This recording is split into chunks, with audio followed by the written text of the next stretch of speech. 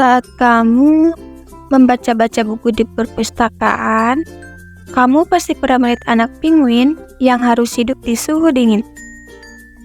Kamu pasti tahu bahwa habitat aslinya ada di kutub utara.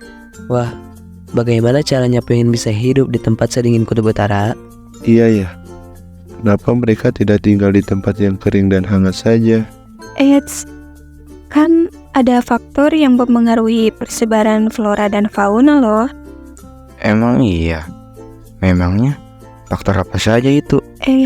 Sebelum mencari tahu faktor apa saja yang mempengaruhi persebaran flora dan fauna, kita harus mengenal dulu dengan lapisan bumi yang menjadi tempat kita ini. Lapisan bumi? Oh, yang kita injak sekarang ini kan? Yap, lapisan bumi menjadi tempat tinggal semua makhluk hidup seperti manusia, hewan, dan tumbuhan. Aku ingat, lapisan bumi itu bisa disebut biosfer kan? Benar sekali. Secara etimologi, biosfer berasal dari kata bio yang berarti hidup. Lantas, sper apa artinya? Sfer itu artinya lapisan. Benar kan, Kak? Benar sekali. Sebagai makhluk hidup, kita membutuhkan daratan, perairan, hingga udara. Begitupun dengan flora dan fauna, mereka akan memilih biosfer yang sesuai dengan kebutuhan dan kemampuannya untuk bertahan hidup. Oleh karena itu, mereka tidak bisa hidup di bagian bumi yang sama. Oh, jadi begitu ya, Kak. Lantas bagaimana dengan faktor yang mempengaruhi persebaran tersebut? Iya. Aku juga penasaran. Memangnya faktor apa saja itu? Aku tahu, jika kita baca di buku tadi, penguin tinggal di suhu yang dingin. Tetapi, ada juga fauna yang tinggal di suhu panas.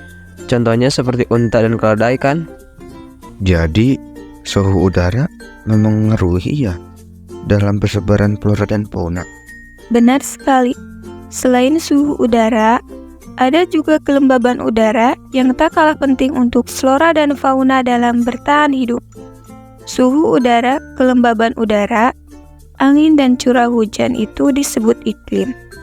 Jadi, iklim berpengaruh pada persebaran flora dan fauna. Faktor yang disebabkan oleh iklim ini bisa disebut dengan klimatik. Benar kan, Kak? Ya, benar.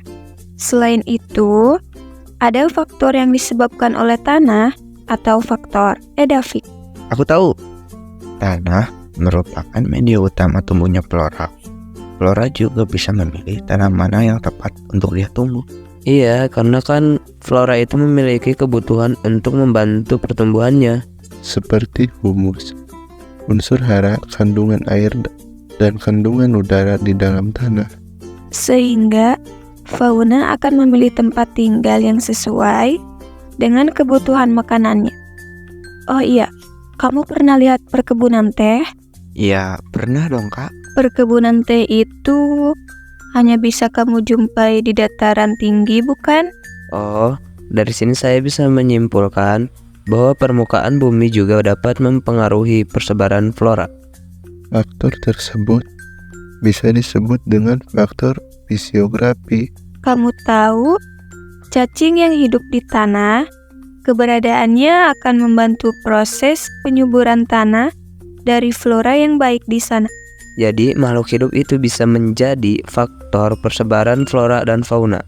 Faktor yang disebabkan oleh makhluk hidup disebut dengan faktor biotik. Oke, sudah paham kan sekarang tentang biosfer dan faktor-faktor yang mempengaruhi persebaran flora dan fauna? Semoga bermanfaat ya.